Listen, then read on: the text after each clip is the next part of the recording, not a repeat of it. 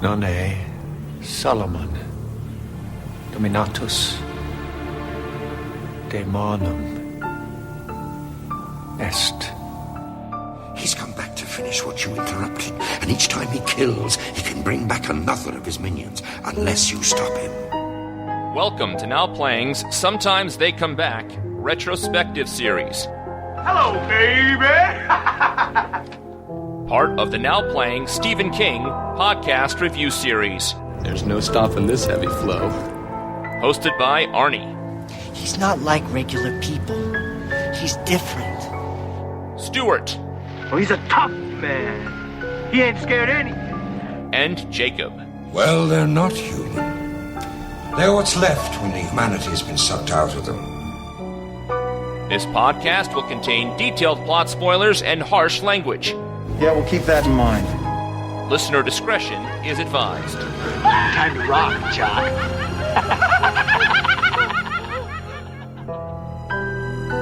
Today we're discussing Sometimes They Come Back Again! Starring Michael Gross, Alexis Arquette, Hillary Swank. Directed by Adam Grossman. I'm Arnie, co-host of Now Playing, and there's no stopping this heavy flow. Stuart in L.A. again. I'm Jakob. I'm the podcaster man. Yeah, now say that one for the next leg of the Night Shift collection, Jacob. We'll be getting to retarded lawnmowers in just a bit. Oh no, let's get to them now. I didn't think we would, but yes, I agree, we will. This is so many surprises, so many callbacks to other Kings that I were not anticipating. Yes, Sometimes They Come Back Again, the direct-to-video 1996 follow-up to the made-for-TV movie. But, Stuart, you were wondering, what kind of tie-ins will this have? Is this going to be the same Greasers? New Greasers? Kind of a Teen Wolf 2 kind of thing. There's a little bit of a character from the last one who comes back, at least his hand.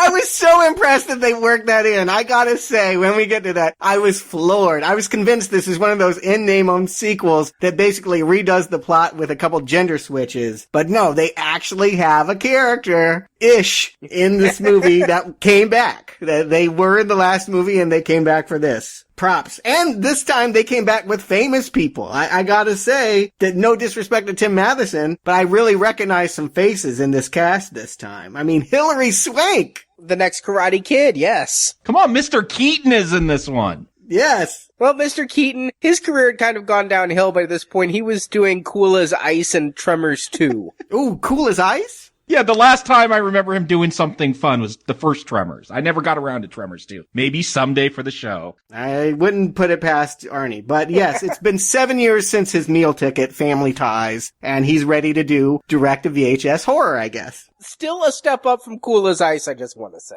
And he's doing it with Alexis Arquette, who we will be seeing again later this year in Children of the Corn 5, and who pops up whenever they need a transsexual in a low-budget movie. And who we saw in Bride of Chucky. Indeed. Pulp Fiction, yeah, he's maybe my second favorite Arquette. Who was he in Pulp Fiction? I had said in that podcast he was the Gimp. I was told many times I was wrong in that.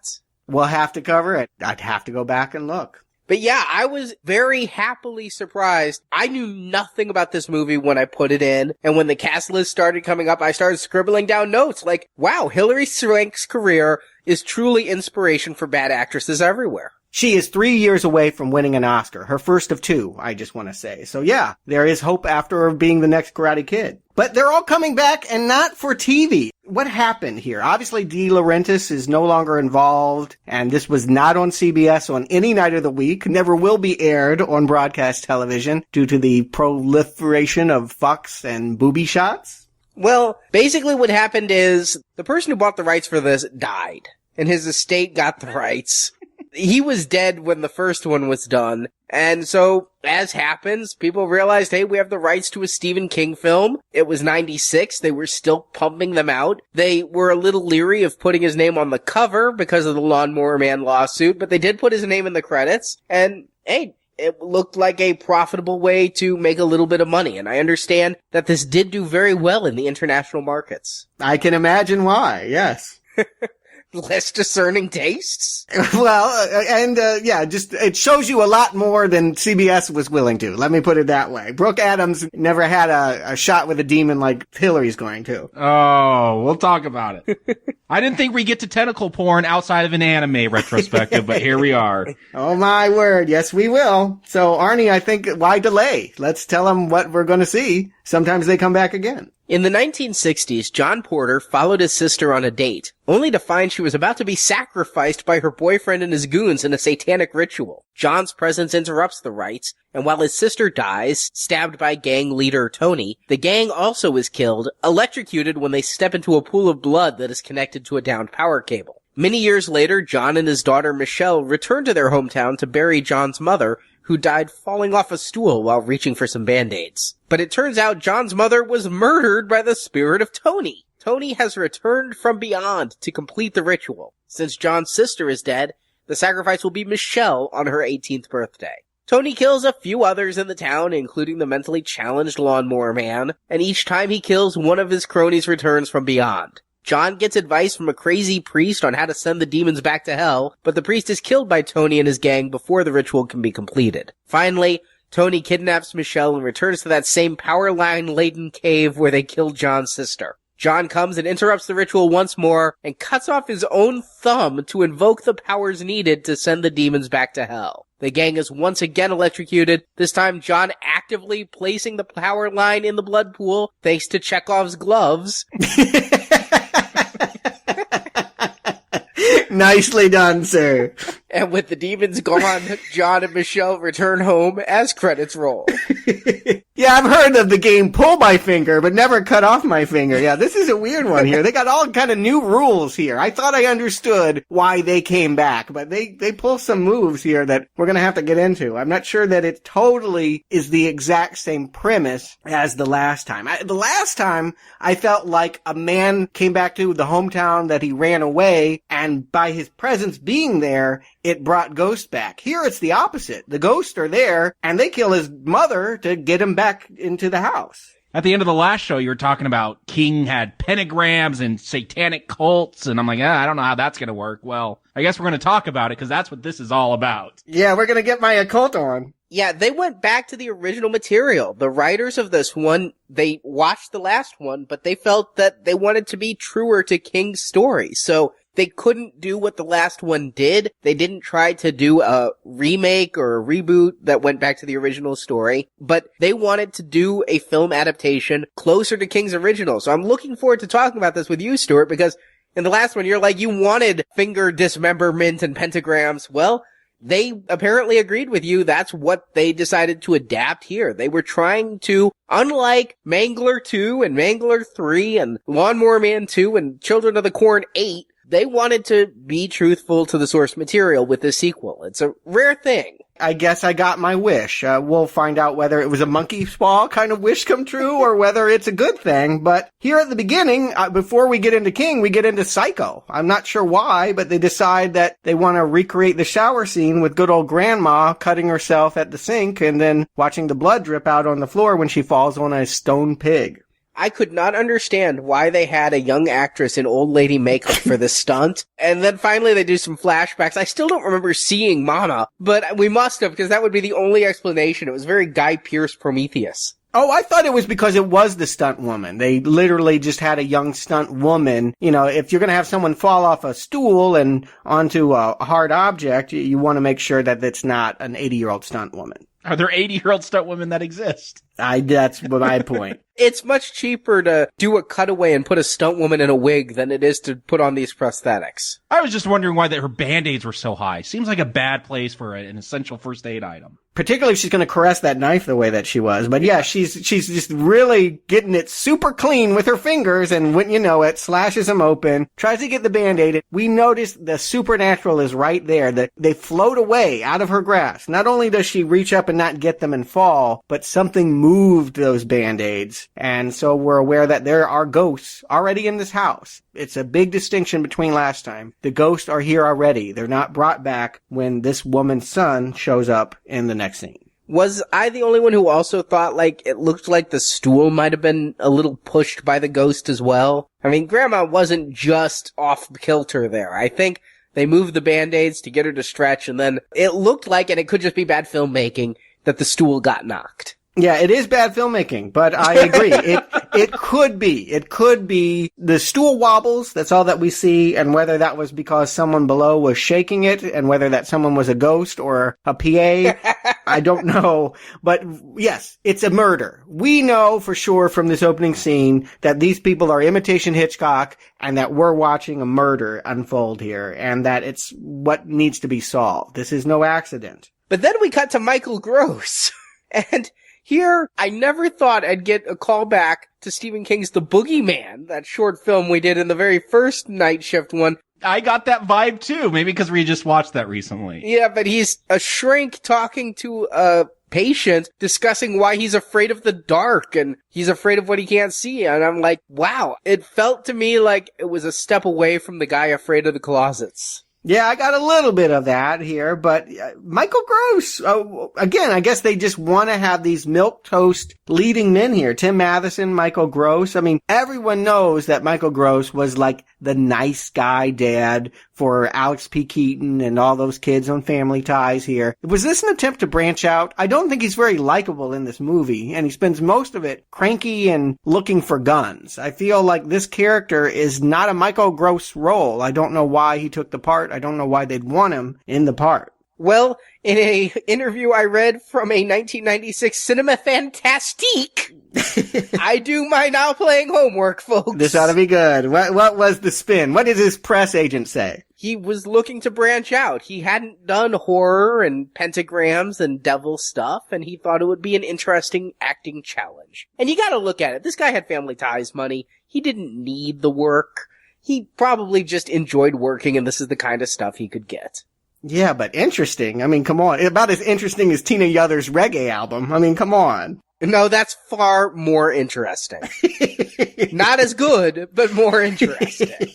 Perhaps. But he's always been my least favorite Family Ties character, even less than Tina Yothers. Yes. Yes, I agree. And so to see him here, sans beard, well, I did like him in Tremors, I'll give him that. Yeah, he was doing something totally different in Tremors, playing this crazy gun nut, but yeah, here, he's boring. He's back to Mr. Keaton. Yeah, and I don't understand why they made him a shrink. That never really plays in.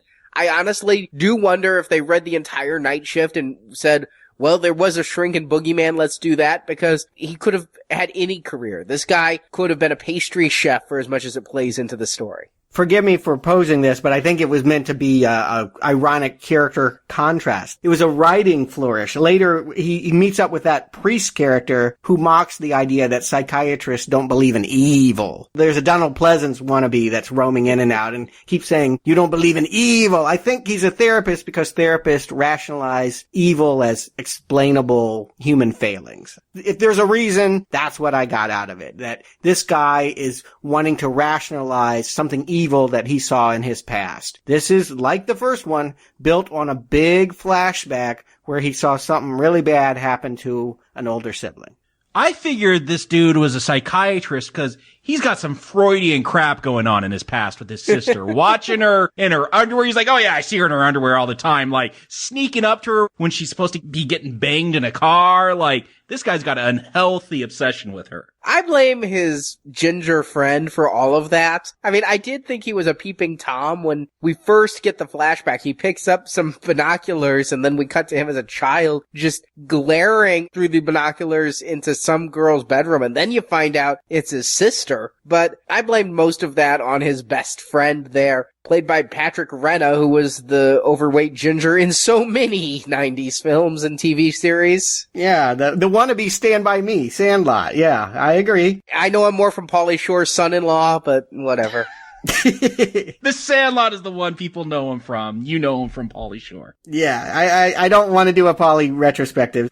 Oh no. I was too old for The Sandlot. What can I say? I saw it, but I was too old for it. Yeah, I had younger siblings, so it came across my path. But yeah, it shocked me too, because I'm like, I don't think they want us to think incest. I'm quite sure that's not an implied... You don't think they wanted us to think it? No. Because that's all I was thinking. I know. I think what we are supposed to think, well, first of all, there's a friend over there. There's two girls that are parading around giving us titty shots. I think we're supposed to think that he's interested in the one that isn't his sister. I also think that we're supposed to think the friend is the one that wants to see Kenobi's, and he wants to protect her. He's got a BB gun. He's up in the treehouse. He's the one that's going to shoot at the greaser when he comes to pick up his sister for a date. Or a threesome, as it turns out, because 3 greasers show up. Technically, isn't that a foursome?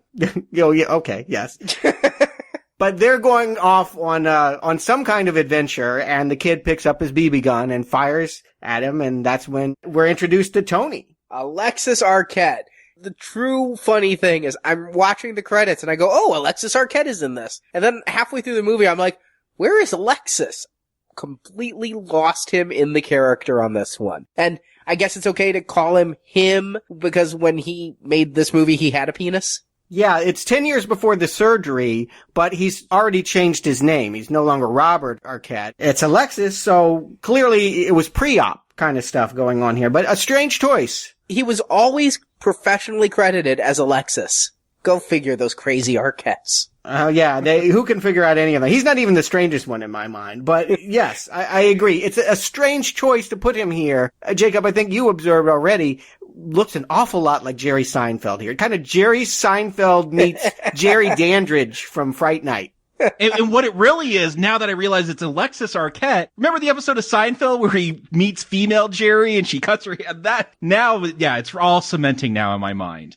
I'm wondering if that's supposed to be a part of the horror. I'm wondering if they thought, isn't it creepy that this guy is androgynous? Can we work with that? Is that, if he has long nails and wears too much lipstick, can we make that a part of the horror? I think that we're supposed to be kind of made uncomfortable by the fact that this very effeminate greaser is hitting on Lisa. Really? Because I got masculinity off of this guy. I got standard greaser. I was actually impressed that Alexis Arquette could play a role so straight. When we saw him in Bride of Chucky, he was comedic. He was a wannabe goth, but he wasn't really tough or anything. Here, he came across as actually creepy. Well, creepy, yes, but you really feel like he has the same macho threatening quality that the ringleader did in the last time, that Richard Lawson guy from Nightmare 2? I kinda do, with the leather coat and the cigarettes and the fact that all of these girls seem to want to sleep with him. I'm kinda getting that same kind of vibe. Or at least one. No, 2. John's sister does, and then later on, that slutty friend Maria does. Yeah, but she's 3 sheets to the wind always. I think she'd hump a tree. There is a different vibe, I think, with the Richard Lawson character from the last film. And the way he would just stare at Jim, and there's a threatening, I think, a more macho one. This one, yeah, I don't know. Maybe it is because there is a more androgynous look. I wouldn't say it's macho. I wouldn't say it's feminine. This person does have almost a ghostly, otherworldly look to them, which puts you kind of on edge whenever you see him appear. It's that nails. Again, I thought about Fright Night, the way that Jerry would be the suave ladies man, and then you'd see those long fingernails, and yeah, I don't know, it gives him a very feminine mystique to him, and I think they play with it. I'm not sure what they hope to get out of it, but I think it is an atypical choice for playing a macho greaser type. It isn't the same thing to me as last time here. And it's also worth pointing out, these boys are occultists right from the get-go. Last time, they were just people that wanted 12 cents or liked to bully children. This time, they are messing with the devil. They are going to take Lisa on their date to a cave where they hope to cut out her heart and eat it. Yeah, my naivety, I'm thinking they're just going for gang rape. You're thinking small. Yeah, like, she doesn't want to get in the car with all 3 of us, so you guys just meet us there. No, it's an occult. They're Satan-worshipping greasers, and they're gonna cut her heart out. I don't know if I can go there. A gang rape, I could go there. Here, I don't know. I actually like this as again, kind of an improvement to King's short story, because in King's short story, the ghosts show up for no reason, and then the main character uses Satanism to send them back. If they are created by Satanism, then at least you're only asking me to believe in one source. You know, the same thing that raises them can banish them. I'll go with that. So I like that the reason they come back is Satanism, and that's also going to be the ending from King's short story. One or the other. Either get rid of the Satanism or make it everything. Right, and they've gone with the other, and that was my complaint last time, was that it was too much Touched by an Angel and not enough Sam Raimi. I think they've adjusted that formula. I think that it clearly earlier they're getting to the horror. They're not wanting these flashbacks just be these drippy, saccharine longing for the past. No, they're going to be titty shots. Yeah, exactly. Yeah, they're going for, what I would expect a horror movie would be going for in 1996. But then, in 1996, when this is taking place, we have John and Hillary Swank as daughter Michelle coming to town and meeting the two creepiest friends in direct-to-video history, Jules and Maria. These two give me, like, a vibe like the twins from The Shining. Oh, me too. That's exactly where I went. It took me a long while for me to realize that they were not nefarious characters. One of them is psychic, and she can always anticipate things that are about to happen. I thought she was a witch or something. I mean, it plays like a scary thing. It plays like she's trying to trap Michelle. That they want to suddenly be her best friend and take her out, I think is a danger to her. I don't realize that they're protectors. Yeah, they know too much about her. They know her birthday's coming, everything. I later guess it's because Jules is psychic, but the way it comes off, it's like they're stalkerish. Like they were part of the conspiracy to bring her back to town. Yeah, I actually thought they were with the greasers at the beginning here. It does come off creepy that they know it's her birthday and they know her nickname. Did they know her when she was a child, or have they never met her before? No, they cleaned the house of the grandma. That's their whole connection. They show up for the wake because they knew the grandmother, and that's it. They didn't know her, and they didn't know the dad. That the dad never came back to visit. It's worth pointing out that Michelle has never seen the grandmother, and the dad withheld going back, probably because he was so traumatized at having seen his sister killed in a satanic ritual. We'll get to that flashback in just a bit. We don't know that in these introductory scenes. But yeah, these people are total strangers, and they're crushing on Michelle and trying to take her out for milkshakes. I'm weirded out. And I think they have one too many occultists here. Not only is there this psychic Jules, but then there's this old man who's a priest or a religious figure who claims to have known Michael Gross 30 years ago and is screaming about evil. He's the Donald Pleasance wannabe. Yeah, this actor, William Morgan Shepherd, I've seen him in tons of stuff. There's nothing I can go and say he's that guy, but like he was in the first Transformers film. He was in the Star Trek reboot. He's in a ton of stuff, and he just has that kind of voice. He's got a great voice. He does have a great voice to deliver some pretty cliched, hackneyed lines, but yeah, he's got some kind of presence. He's what I would expect a priest character to be, but he's not even a priest. He's not religious. I mean, he's got beneath his church, under the floorboards, there's like a whole occult room with pentagrams and crazy books in Latin, and I mean, all they needed was like a green vial of Satan, and we're back in Prince of Darkness territory. I like, though, that in the prophecies he's reading, it talks about the false prophet, and that's him. He's not a good priest, he's a false prophet. Yeah, I'll give you that. He's shady. All of these people, none of them do I think are really going to be allies. There's cops later. The only one that seems truly benevolent is the simpleton. It's the guy that cuts the lawn. It's good old Stevie, Speed Racer. I was thinking of you, Jacob, with the Speed Racer. Well, I'm glad it was because of the Speed Racer, not other physical or mental abilities of Steven. Yeah, why is he the retarded lawn boy?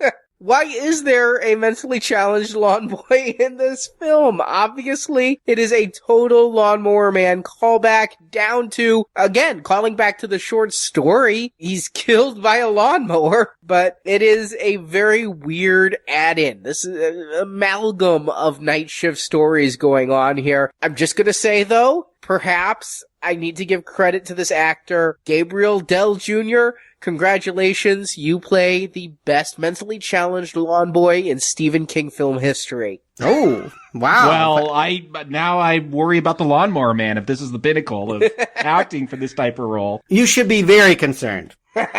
Talk about not liking Michael Gross's character. Steven, he's just mowing the lawn because that's when the old lady asked him to, and he comes out yelling at him, like, here is the privileged rich doctor, like, 7:30 a.m., how dare you wake me? Like, yeah, they do everything they can to make John really unlikable. Yeah, and he never has a warm moment. I guess they feel like they could get away with it because he was such a known nice guy, Alan Alda type. Like, he just never played bad, so you would be shocked. You would be impressed with his acting skill that he could pull this off, if he could pull this off. But instead, it just makes me wish that we spent all of our time with Hillary Swank. She's the one we like here, and, she's not bad. I can't say that I can see that this is Oscar-worthy, but she is credible in this role as this 17-year-old coming to a place and trying to make new friends. Let's face it, right? Hillary Swank, coming off of The Next Karate Kid, going down into direct-to-video stuff.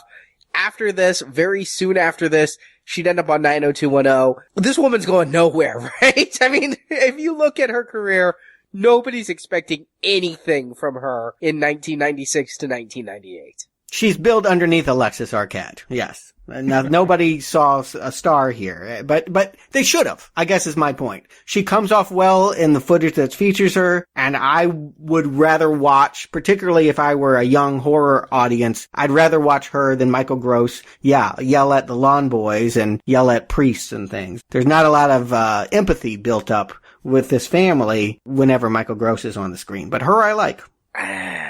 I can't go with that. I, for whatever reason, don't get into her character in this movie. I do know Hillary Swank can be a great actress, but in this movie, maybe it's because she hadn't taken a class that she would take later in her life, but I'm getting a lot more screen presence off of Jules and Maria than I am off of Hillary here. Here, she just seems to be going through the motions. I'd put her on par with Michael Gross. Yeah, she doesn't leave a big impression on me. I think you're right. Maybe because we see Maria's boobs. That's why I remember her character more. Or Jules has a cool death later on. Well, Jules was Jan Brady in the Brady Bunch remakes, so. Okay, not the place I would go, but I'm gonna stick with she gets a cool death later on. But yeah, I don't know. Everyone here, even like the crazy priest and the main greaser, again, he's Alexis Arquette. He's memorable, but most of this cast, they don't make much of an impression on me at all. A double Oscar winner and a completely unimpressive performance. I'm not trying to talk her up as a great performance. What I'm saying is that she comes off as very likable,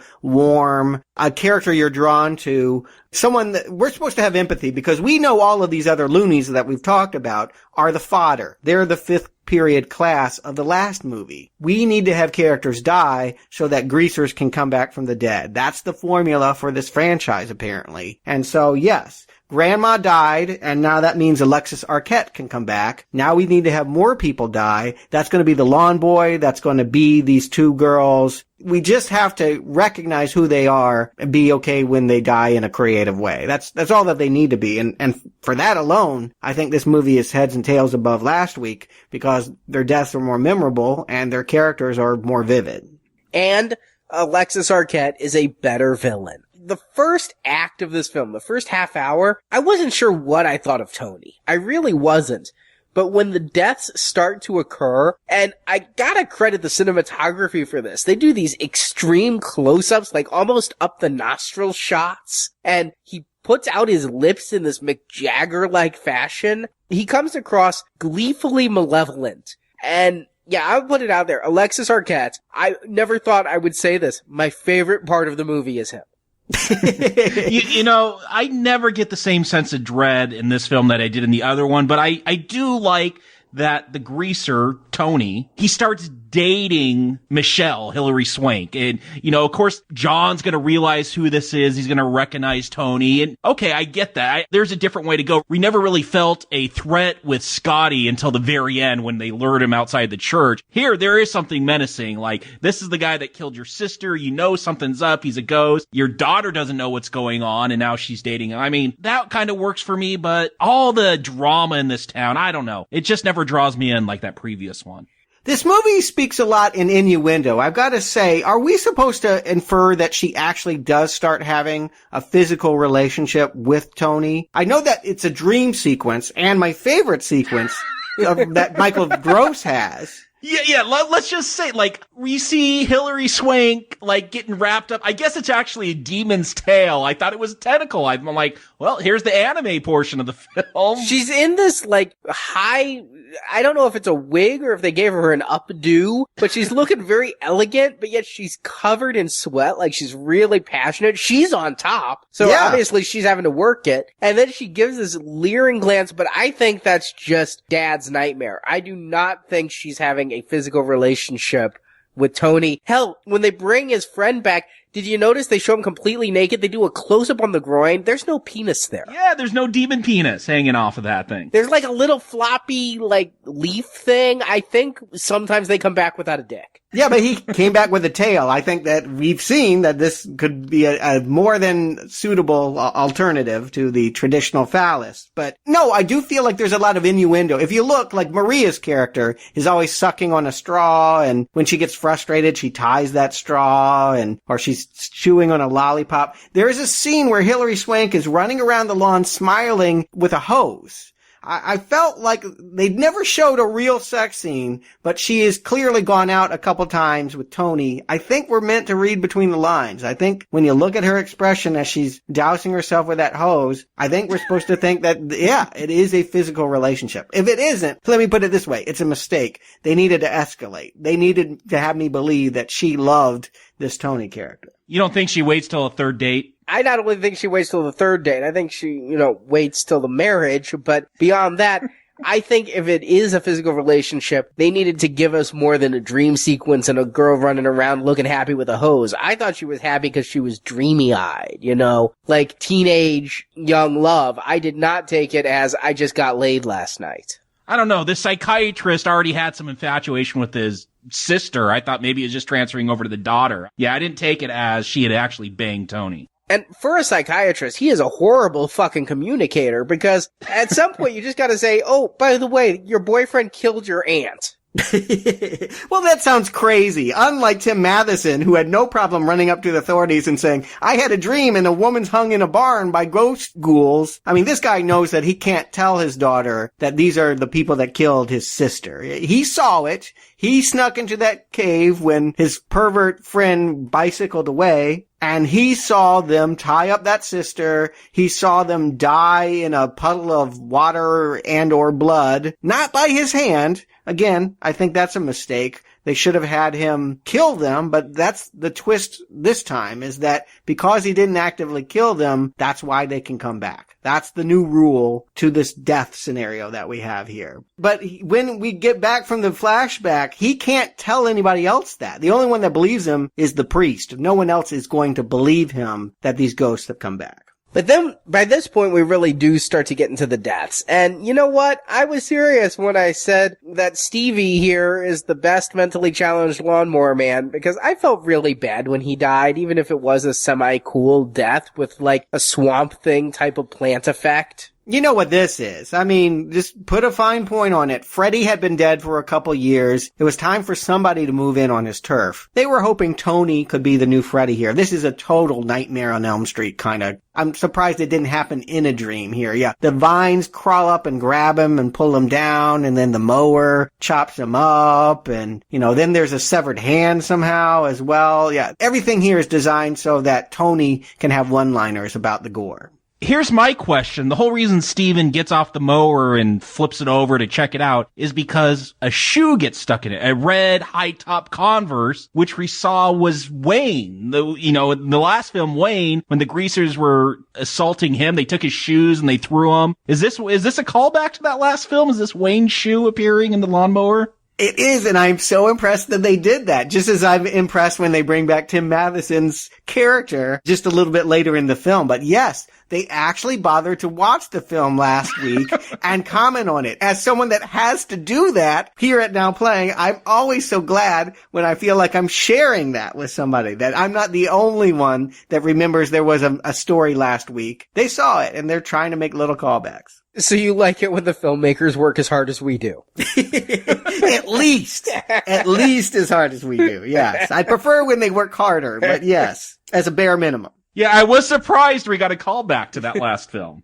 But as far as the one-liners go, Alexis Arquette's looks like a bad hair day Mind giving me a hand? He does 2 puns in a row. Come on. He is no Freddy. They're horrible. I don't want to leave anyone with the impression that this is good as Robert Englund on his worst day. It's better than Robert Englund in The Mangler, but it is terrible, terrible Freddy imitation. But there was no competition. At this point in 1996, all those horror movies were out of fashion. Scream hadn't come out yet. It was fair game for somebody to do this kind of schlock, and they were probably the biggest game in town. If you wanted to see a slasher make puns about someone getting chopped up in a lawnmower, this is where you had to go. The second death is not really one I mourn, it's more one that I eat. There's a pet pig running around like Arnold on Green Acres.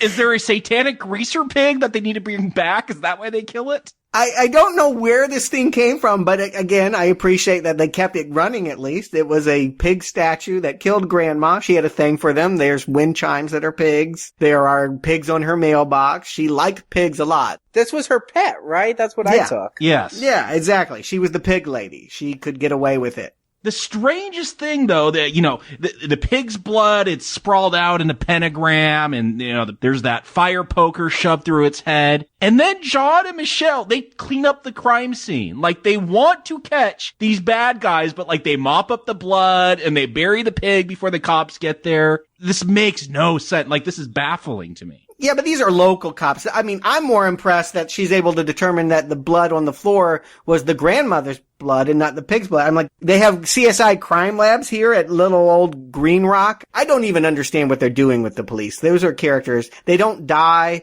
They don't really do anything. I think they might die. If so, it's off screen, but... Yeah, they're not the greasers the whole time, right? There's a fake out late into the movie where we find out that the 2 cops become the 3 greasers, and that traps our psychic character. But I don't think we're supposed to think this whole time all the cops are the ghost of the greasers. I just don't get why they're here, other than, I guess, this one bit of information. The blood that was all around the pig in a pentagram is actually Grandma's blood. But they don't die on screen, and nobody comes back from them disappearing. Or the pig. Yeah, it's all kind of, I guess it just keeps things moving, in a slasher film. You just want to have deaths at a continuous rate. It's what keeps us paying attention here. Nobody's here for the Michael Gross dramatics. Yeah, I'll just say, killing the pig and sometimes they come back again is no boiling your bunny in Fatal Attraction. Definitely not. Hell, the pig doesn't even get a one-liner. So then he comes back, as we've already noted, sans testicles, because the lawn boy dies. Nobody comes back because the pig dies. So Vinny takes Maria out and shows her the ghoul face, rips her up. Now the gang's all back. I prefer her surprise to his. I'll just say that. And I gotta say, this was direct to VHS. They're not too concerned with the rating. There's lots of tits in this. This makeup is nowhere near as scary as that last film. They got a couple bumps on their head. I think some horns. It's really bad looking. She took off her shirt. He was horny. What do you expect? I'm surprised they didn't use that line. But Stuart, you already brought up My Demon Lover, but that's the effects that it's reminding me of, is Scott Valentine in that 80s demon love story. Absolutely. And I do think, we're at a crossroads here. If you preferred schmaltz, if you would rather be watching Ghost, you're probably really turned off here. As someone that didn't want to watch that kind of ghost story last week, I'm more forgiving of this. It's bad. Don't get me wrong. I do not want to come off like a fan of what I'm seeing here. It's preferable to me to watch people in cheesy ghoul makeup showing tits and blood than having people in a TV movie trying to make me cry over something that happened 27 years ago. I just feel like this one is more in the vein of what I feel like watching if I'm going to watch a schlocky little movie. I'll agree. This is my comfort zone. I may not think the film is great, but there's just something that I could have this on and watch it endlessly. Tits, blood, bad makeup, schlocky horror, bad one-liners. It's what I grew up on. It's junk food. Yeah, this is junk food I don't want. It was hard for me to keep my attention, just to watch this. I mean, it seems like so much of this film, we talked about all the flashbacks in the last one. How many times do we see, where we finally get into this cult and these pentagrams and this how many times do we see the camera just pan over pages of demons and pentagrams and, I don't know, some weird spell they're supposed to do? It's just, this is not doing anything for me. And that's because they keep wanting to include Michael Gross into this story. I agree. He gets a book. He's begrudgingly being like, all right, I guess if my daughter's about to turn the same age that Lisa was when they killed her in the ritual, I'll learn how to say the Latin. So yeah, it's basically anytime Michael Gross is in this film, it's a bad scene. I agree. All that stuff with him and the priest and learning the spells and all that, it really weighs the movie down. It would be much more fun if Michelle had more teenage friends and they were getting killed, like they do with Jules. Yeah, if this film could have been more like this scene with Jules. Now, she's a real psychic, right? She could actually read minds and do the tarot cards. But she didn't realize that these people were demons from hell. Yeah, when they were pulling out the devil card and death, I really thought that she was going to play more of a hero role. I didn't know she was going to be fodder to bring back another greaser. I thought you could give someone powers, give them The Shining, since we're in a King film. They're there at the end to help save the day, right? This actually did shock me that they take her out. Yeah. And I was shocked how she was taken out because last time I checked, because it looks so awful. Playing cards are not made of steel that can pierce bone. Oh, come now. You know you're enjoying this. I mean, it wakes you up. It makes you realize that you're watching a third-rate Freddy ripoff when, yeah, they're making the tarot cards float and spin around and fly into her palm and her head and all of this stuff. Again, this is not great stuff, but it is more lively. Here's what's funny is there was something in the camera setup that let me know an effect was going to happen. And so when Jules sticks her hand out, I think she's going to go Carrie. I think she's going to have telekinesis and push them back. I know there's an effect going to happen. I never expected the tarot card giving her stigmata, but I knew something was going to happen there. And yeah, she's off, and I'm a little sad. Yeah, she would have been a cool character to develop, to have more. And her death is pointless. You said it was so another greaser could come back. No, the last greaser already came back with the death of Maria. Maria got killed by making out with the ghoul, and now they should be on to whatever plan they have. The problem I have at this point is I don't really know what those ghouls want. Yeah, they want to eat a heart and finish that ritual that they wanted to do 30 years ago. And yeah, they want to punish Michael Gross for getting away with it. But then what? They take a road trip to Tim Matheson's house. Oh, that's true. No, this is, I don't know. To me, this is very disappointing. That kind of like in that last film. And even if I didn't, come on. That guy had just defeated his own ghost. He had saved, let his brother cross over. And this is how he gets taken out in this sometimes they come back universe. Like, this is awful. I'm sorry. It's only awful if you thought last week's movie was recommendable. I didn't. I kind of laughed. Was that a period joke, though, when Tony's talking to John on the phone and says, "There's no stopping this heavy flow. He's bleeding like a stuck pig in summertime." I did take it as a period joke because he started off talking as Jim's wife. I don't know why he's making a period joke, but I did take it that way. Exactly. It would make more sense if he had killed the entire family, if they had linked that with the wife. They do the voice, and I gotta say, it did sound like Brooke Adams. I got excited at first. I really did think that Brooke or Tim Matheson might come back for some silly old cameo. We never saw them again anyway. Sometimes they come back for cameos. Yeah, sometimes they do when they need to pay the rent. They could have been here, but no, it's all kind of a fool of the audio or, hand dripping just out of frame, whatever. I'm glad they did it. I thought it was funny.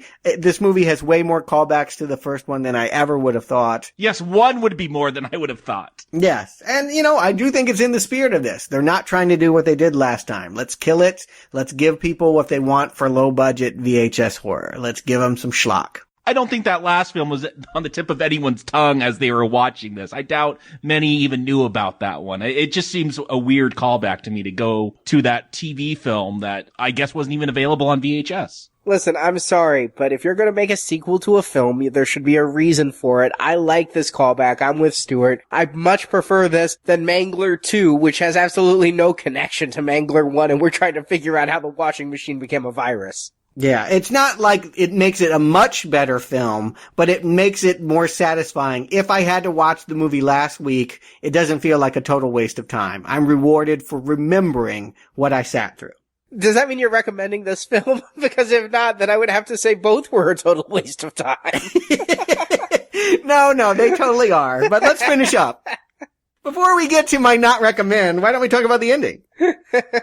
So, much like the last one, it does end in a cave reenactment where it's what happened in the past happening again in the present. I do like, though, the change of church scene. In the last one, the bad guys couldn't go into a church. Here, alright, I read the Stephen King story. I knew somebody was going to lose a finger. I didn't want it to be Michael Gross. I guess I do have some Family Ties affection. So when the priest starts cutting off his own thumbs, I'm like, phew, it's the nasty priest, not Michael Gross. And then the priest gets killed. So I'm watching the rest of the movie in suspense for Michael Gross's thumb. And wondering why it can't be a pinky. The ritual's a digit, not the single most important digit on your hand. The only suspense I'm in is, will Hillary go full titty shot like Lisa did 30 years ago? I really wonder, and this is before she's famous, is she going to agree to on-screen nudity? The answer is, she'll give you a little bit of pentagram blood on a cleavage, but nope, no boobies. What are they trying to do? Are they trying to raise, like, the devil? Or are they going to bring the devil to Yes. Earth? No, immortality. What they say is, if we do this, we can live forever. But there's always this talk about, like, a final, like, demon or something rising. I remember the immortality talk at the very beginning when we get that flashback. The beast. Yeah, something else was going to come out of that puddle. I'm with you on that. I thought that there was grander schemes. I thought they were trying to conjure something as well as live forever. I mean, they already kind of got the immortality thing anyway. They came back. I mean, fuck. They're alive again. I mean, I don't know how drinking a little bit more blood is going to do anything else. I thought the spell finishing the eating of an 18-year-old woman's heart was going to bring a big old beast out. I thought we were going to get an end boss. You know, the ending is always a giant monster. I thought that it might go that route, but it doesn't. Yeah, talking about sometimes they come back stupid. These three greasers, they step in the same damn puddle. Willingly. The man's holding the live wire this time. This is the difference. Last time, the live wire just happened to fall in while the kid watched them fry. This time he's got it, and he's wearing those gloves. Thank God Stevie went on for minutes at end about how these gloves can protect him from 1,000,000 volts, and he can just go ahead and keep them. He might need them later. I don't know how they got to the cave. Yeah, were those the same gloves? I thought that was just a random pair. It looked like a toolbox. I'm like, I don't know. Did he put that toolbox there? But yeah, it was so obvious. I'm like, oh great. The big showdown's gonna come down to some Rubbermaid kitchen dishwashing gloves. Listen, I'm using Leisure Suit Larry type of logic. If a character gives you gloves and says you may need them later, they're in your inventory for when you need to pull them out at the end. They just come out of there, yeah. Leisure Suit Larry. I like it. And around the same period as this. Yes, I agree. I would have been playing that game. But yeah, Michael Gross saves the day-ish, I guess. I mean, there's a necklace that was, it's kind of like a Victorian Flavor Flav thing. It's basically a pocket watch that they wear around the neck, and he breaks that, he fries them, he shoots them. The priest says, we need an object that the demon has touched, and your sister has touched, and your daughter has touched. I'm like, well, thank God people have been passing around that necklace. Because what if they hadn't? They could have just used Michael Gross, I think. I mean, he's been touched by all of them. Why not? Get rid of him. I'm not certainly wanting him to live here at the end. I would have been totally fine if he gave his life to save Hillary Swank. He gave his thumb. What more do you want from the man? He'll never write again. Well, we see him writing at the end, though. Yeah, he's still doing sessions. Yeah, the epilogue, the happy ending is he's back at work. He's not let the heavily bandaged missing thumb get in the way of being a therapist. And we see that guy that was afraid of the dark. Still afraid of the dark. Well, no, he's no longer afraid of the dark, completely without any help from Michael Gross. I'm like, why are you paying for therapy? You got over your issue without Michael Gross's help. You don't need to come back anymore. Are there, like, guys in their 20s that are afraid of the dark? I thought that was weird. Yeah, Stephen King admits to having a fear of the dark to this very day. Well, there's reason to be afraid of the dark in certain scenarios. I'm afraid of stubbing my toe. Right, exactly. I don't think you go to therapy for that, to discuss that phobia. Well, yeah, maybe this guy will get his own spinoff. Maybe he's the sequel when they come back for more next week. I don't know. I have no idea what's coming next. Although I did peek, and we do get another has-been sitcom star. Yes, in her feature film debut. Can't wait. But we do see Tony return one last time. Did you guys stay till the very end credits? No. Was there a post-credit scene? There was a post-credits No, I did not get there. Was a stinger at the end where Tony is again in that patient's chair laughing and saying he's back. So Tony was really, see, I took that as, here was this patient who had these fears and couldn't get over them and they were affecting his life. And I thought this was supposed to say, that Michael Gross, that now he had this fear that everywhere he turned, he'd see Tony and he'd been marked, even though he had saved the day, it had come at a cost. But no, I guess it was literal. Maybe. I think it was as literal as there could be. If this had been a smash hit and Alexis Arquette had kept his penis, maybe Tony would have returned, or maybe we'd get whatever we're going to get next week. But for this week, Jakob, Stuart, do you again recommend Sometimes They Come Back Again? Jakob? No, a recommend is not coming back again. Not even a weak one. This one's a pretty solid not recommend. For my taste, it has nothing that hits it. This cult stuff and witches and warlocks and spells and, we gotta do things with watches and fingers. I don't know. It's not told very well. The prosthetics just, it comes off very campy to me and not in an enjoyable way. There's no characters I really like. I kind of like Jules, but she just gets taken out for no reason, except maybe she had psychic powers that could have saved the day. We will never know. They never explored that. But this is a film full of people that I pretty much don't have any interest in watching. There's nothing in the writing to keep my interest. I don't know. Is it weird that the mentally challenged guy is one of the more engaging characters in the film? I don't think it's because of great writing. I think it's because no one else has any characteristics. So yeah, a solid not recommend for me on this one. Stuart. How can I recommend anyone come back for something I didn't think they should watch in the first place? No, this is not a good movie at all. The barometer is it more enjoyable than last week? That answer is yes. For me, there is a slight improvement because we're dealing with something that is knowingly campy, silly, rather than something that was, for my estimation, far too self-serious with its treacle. I mean, I just think that brazen stupidity, in this case, is better than a wannabe ghost. But, no, this is not good. If you had to see one, this is the one to see. You haven't seen 3 yet. Okay, you're right. I have not seen 3, and maybe I will change that next week. My feeling is it's not going to get better, and I do feel like if you like low-grade horror, and yeah, you had seen all of your Freddy movies 9 different times, and there is nothing else on, this will do in a pinch. I mean, this is really Z-grade Freddy ripoff stuff with bad puns, cheesy gore, all of that. I think its biggest failing in that is that it didn't focus enough on Hillary Swank and the teens. There's too much Michael Gross here to make it truly fun. But a slight improvement, still a bad movie, a not recommend. And I agree with you, Stuart, in that I'm looking at this and yeah, I realize it's not a good movie. But it is so much in the lines of the type of stuff I enjoy watching. You got some blood, you got some tits. Again, I mentioned Wishmaster. I'm also thinking about some of those middling direct-to-video Silent Night, Deadly Night sequels that had nothing to do with the originals that we watched, especially Initiation with the witchcraft and all of that. Still one of the worst things we've ever watched, but okay. Or maybe Return of the Living Dead 3, a movie I did recommend. And I'll tell you, I toyed with a recommend.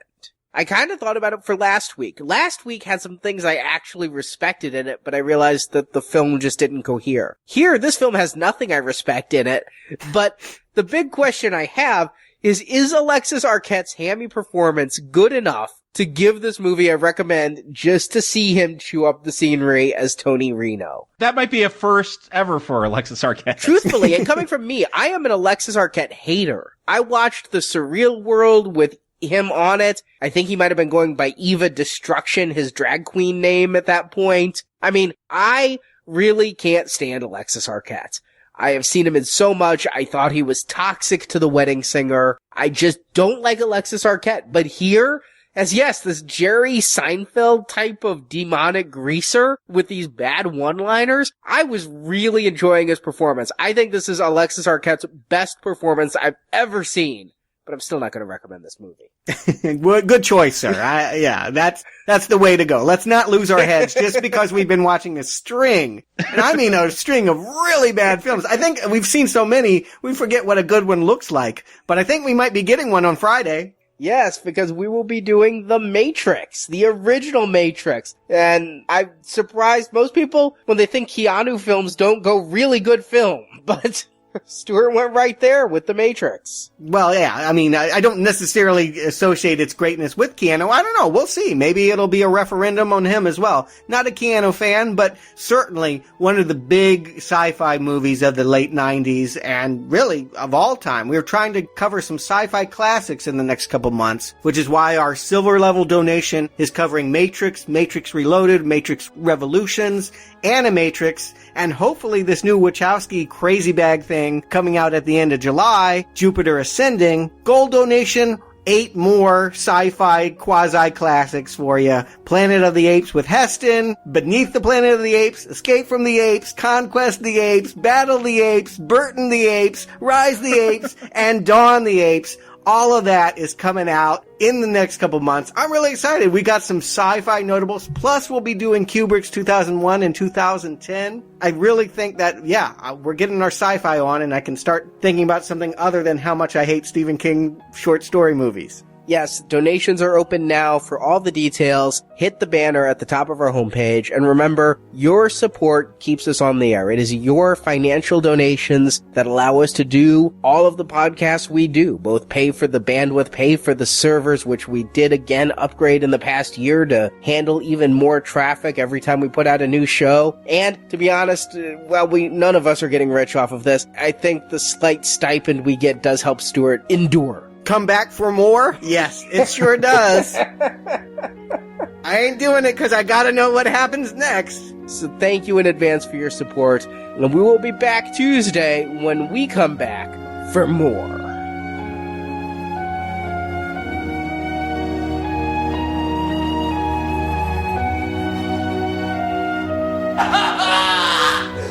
I'm back again.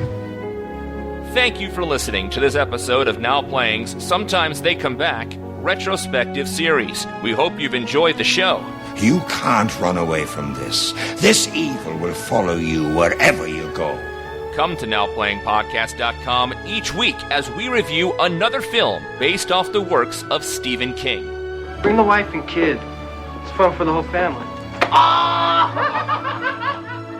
And in the archives section, you can find reviews of more Stephen King films, including Carrie, The Shining, The Mangler, Salem's Lot, plus other movie reviews of series like A Nightmare on Elm Street, Scream, Star Trek, The Avengers, Transformers, and more. Find hundreds of movie review podcasts at NowPlayingPodcast.com. It's a trap! He wants you to go down there!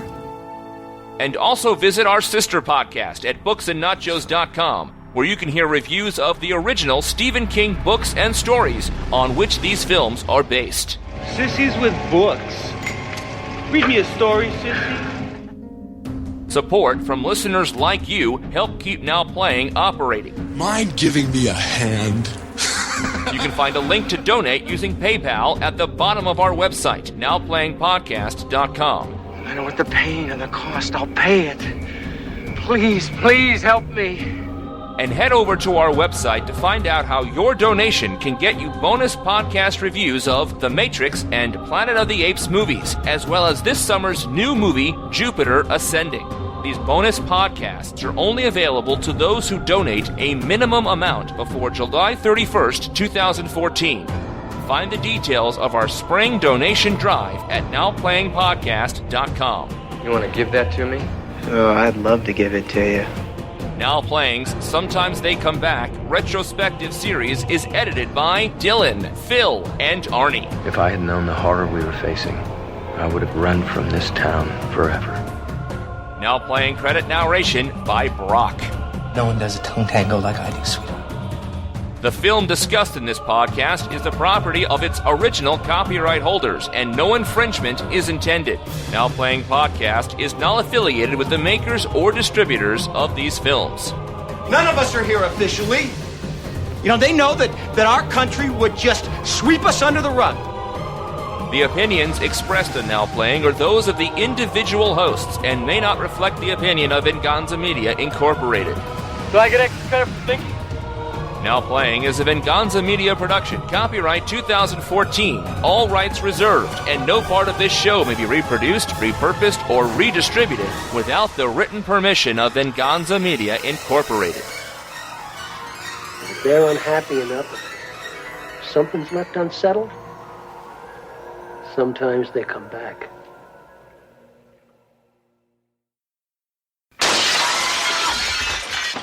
Hold on, let me look up the cast list. I'm usually more on it, but this week, illness. Not really. Mr. Keaton, the next Karate Kid. Yeah, that's Hillary's double Oscar winners. A greaser that looks like a young Jerry Seinfeld. That's Alexis Arquette. Michael Gross won an Oscar? No, Hillary won 2. Oh, okay. Enough to go around. There is hope after her being the next Karate Kid. And My Father the Hero. Oh, was she in that? Wasn't that her? I don't know. The one where Dave Pardue wanted to sleep with his daughter? Okay, that wasn't her, I guess. Oh, I know what you're talking about now. Yeah, I thought that was her. It's not her. All right, just cut that. No, that was someone else. That was someone attractive, from what I remember. Hello, Mrs. Norman. Can Jimmy come out and play?